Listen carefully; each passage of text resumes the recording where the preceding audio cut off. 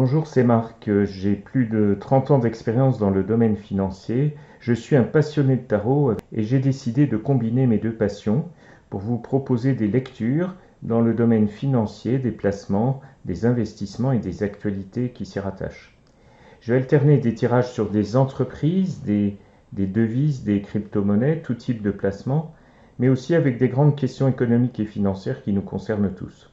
Dans cette vidéo, on va s'intéresser à Amazon du point de vue de l'investisseur. Est-ce que c'est un titre intéressant à garder à long terme? Est-ce que c'est une société qui marche? Pour ce faire, je vais utiliser deux méthodes. D'abord les arcanes majeures du tarot de Marseille, que vous connaissez sans doute, 22 arcanes majeures dont le monde. Et puis je vais aussi utiliser les arcanes mineures du Rider-Waite, qui est un autre tarot. Et dans ces arcanes mineures, je vais utiliser uniquement les 10 cartes des 1 à 10 de denier. Voilà, donc c'est parti pour la lecture d'Amazon. Je vais d'abord utiliser les arcanes majeures. Et ces arcanes majeures, je vais symboliser le fonctionnement d'Amazon avec les 4 cadrans du monde.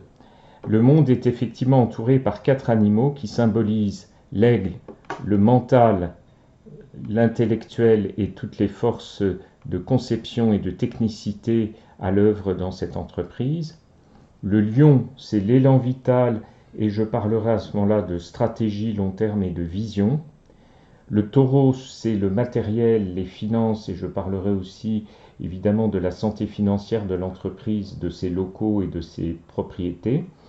Et le dernier, le non moins important, l'ange qui symbolise les sentiments, les émotions et les passions. Et moi je pense que pour une entreprise cela peut symboliser l'humain, c'est-à-dire les ressources humaines. Je prends mes 22 arcanes majeures, je les bats un petit peu. Hop. Je n'utilise pas les cartes qui sautent, j'utilise les cartes que je choisis. Et c'est, je dirais, la capacité à se connecter, en tout cas c'est ce que je demande, de me connecter à Amazon. Premier sujet que j'avais donc annoncé, les savoir-faire techniques, la notion de métier qui est quand même la base de ce que vend une entreprise. Deuxième carte, quelle est sa stratégie à long terme? Est-elle claire? Est-elle visible? Je choisis cette carte. Ensuite, je vais m'intéresser aux éléments matériels et financiers. Je choisis cette carte. Et je choisis enfin une carte symbolisant les ressources humaines, leur état, leur qualité, leur cohérence. Voilà. Donc, je vais commencer évidemment par le métier. Concernant le métier d'Amazon, il y a un passage qui est quelque part aujourd'hui une forme de renaissance, symbolisée par ce personnage bleu ciel qui sort d'une tombe, et quelque part qui se dégage d'une influence paternelle ou maternelle, d'une sorte de chape de plomb, car il a une inspiration, une connexion. Donc ça veut dire qu'en matière de métier et de savoir-faire, Amazon est à un tournant, et qu'il est fort possible qu'il prenne des directions de diversification et d'éclosion dans des domaines dans lesquels on ne l'attend pas, et notamment des domaines innovants qui peuvent être une forme de révélation. Au niveau justement, si l'on raisonne sur la stratégie à long terme, la vision de l'entreprise, que nous dit-on? Eh bien là aussi, il y a un renouvellement qui est symbolisé par l'arcane sans nom, qui consiste à faire un petit peu de ménage au niveau des secteurs d'activité, mais aussi peut-être de certaines personnes ou de certains dirigeants, et puis d'aller de l'avant, puisque c'est une carte qui symbolise par définition l'avenir, comme toutes les cartes qui regardent vers ma droite. Et donc, de fait, il y a de nouveaux projets dans les cartons, et qui sont peut-être en relation avec justement cette illumination dont je parlais, qui vient entretenir cette éclosion stratégique. On va regarder maintenant côté finance comment ça se comporte. Alors là, on est effectivement dans une carte très stable et très positive pour les finances, parce que le pape, c'est un homme avisé, autrement dit, les personnes qui sont à la tête des services financiers savent très bien ce qu'elles font. Il est avisé et connecté, il va lui-même vers l'avenir et comme par hasard, il regarde les évolutions stratégiques et je dirais il en a les moyens. Il sait qu'il a tout à fait les capacités financières à aller de l'avant, une grande stabilité, donc là-dessus nous sommes rassurés. Dernier sujet, les ressources humaines. Alors les ressources humaines, là il y a du bon et du moins bon, c'est-à-dire qu'on est sur un nouveau redépart aussi, puisque le chiffre 1 c'est celui évidemment des nouveaux projets, donc peut-être nouveaux recrutements, nouvelle équipe.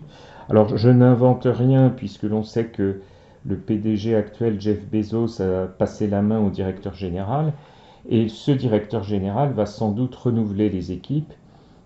Il a le choix, il a évidemment toute une série de possibilités et il va renouveler certainement peut-être les tranches d'âge ou en tout cas les compétences en lien avec toutes ces mutations.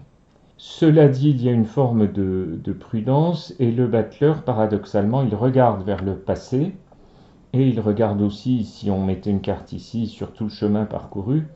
Donc il va faire attention quand même de bien capitaliser sur les compétences déjà acquises. Donc c'est une société très avisée qui par définition ne va pas faire n'importe quoi. Alors en carte de synthèse, parce qu'on peut tout à fait faire une synthèse avec le tarot, je vais faire la somme des nombres ici et trouver la carte correspondante. Donc le 1 et le 20, 21 et 5, 26 et 13, 39. 9 et 3, 12. Donc le 12, ça nous donne le pendu. Et le pendu est une carte très intéressante parce que elle permet d'avoir une conception complètement renouvelée. C'est quelqu'un qui marque un temps d'arrêt, ce qui est peut-être souhaitable avec cette succession chez Amazon. Et ce temps d'arrêt permet de reconsidérer complètement le point de vue justement stratégique, humain, financier et de métier. Cette reconsidération de point de vue va faire certainement prendre à Amazon un nouveau départ. Donc c'est une carte qui est en elle-même positive et qui montre bien le tournant que symbolisent les cartes du tarot sur la situation d'Amazon. Alors je vais donc comme promis aller un petit peu plus loin sur les cours de bourse mais avec une autre méthode. Je vais prendre les 10 mineurs du Rider-Waite qui nous parlent d'argent, de deniers, et me centrer sur le cours de bourse. Et là, je vais les mélanger tête bêche, puisque certaines cartes ont une signification à l'endroit, et ces cartes ont une signification à l'envers. Donc ça peut être assez intéressant. Voilà. Donc je vais faire 3 cartes qui vont symboliser ce qui, je pense, intéresse la majeure partie d'entre vous. Le cours d'Amazon dans les 3 mois, le cours de bourse d'Amazon dans l'année, comment va-t-il évoluer jusqu'à mi-2023, et le cours de bourse à long terme, pour ceux et celles qui ont un souci de vision long terme sur ce cours, faut-il garder à long terme. Je vais donc choisir mes cartes. J'espère que vous les voyez bien. Et je vais déjà demander le cours de bourse à 3 mois, le cours de bourse à 1 an et le cours de bourse à long terme. Le voilà. Alors, qu'est-ce qu'on nous dit à 3 mois? À 3 mois, on est dans le 7 de denier, qui est une carte favorable, d'autant qu'elle apparaît à l'endroit. Malgré tout, cette carte numéro 7, elle nous indique qu'il y a du travail de fait. Effectivement, le paysan regarde tout ce qu'il a obtenu comme récolte. Mais malgré tout, c'est un travail de long terme. Donc je ne m'attends pas du tout à ce qu'à 3 mois, le cours d'Amazon flambe soudainement. C'est un peu lié avec la situation des tarots dont j'ai parlé tout à l'heure, parce que la boîte est quand même en réorganisation et en mutation. Alors maintenant, d'ici 1 an, qu'est-ce que ça donne? D'ici 1 an, nous avons le 9 à l'envers, c'est-à-dire que le 9, c'est une carte de prospérité et vraiment d'abondance, mais comme elle est à l'envers, pour le moment, on est quand même un peu en panne, c'est-à-dire il ne faut pas s'attendre, là encore, à une évolution de cours de bourse extrêmement favorable. Peut-être au mieux une stabilité, mais il faut certainement digérer toute cette période. Et à long terme, C'est une très belle carte à long terme d'abord parce que elle est à l'endroit et que surtout elle nous donne stabilité, équilibre. Il y a une notion de jonglage dans cette carte qui est liée à plusieurs projets, plusieurs domaines. Peut-être que les domaines nouveaux vont se côtoyer avec les domaines actuels d'activité et que l'entreprise saura en tout cas se fructifier, faire fructifier son cours de bourse grâce aux deux domaines en équilibrant les choses entre les deux. Donc, d'une part, il n'y a pas un domaine nouveau qui va prendre le pas totalement sur le précédent et faire disparaître ou couler le précédent, mais secundo, l'alliance des deux paraît fructueuse. Donc il n'est peut-être pas forcément très urgent d'investir sur Amazon dans les cours actuels.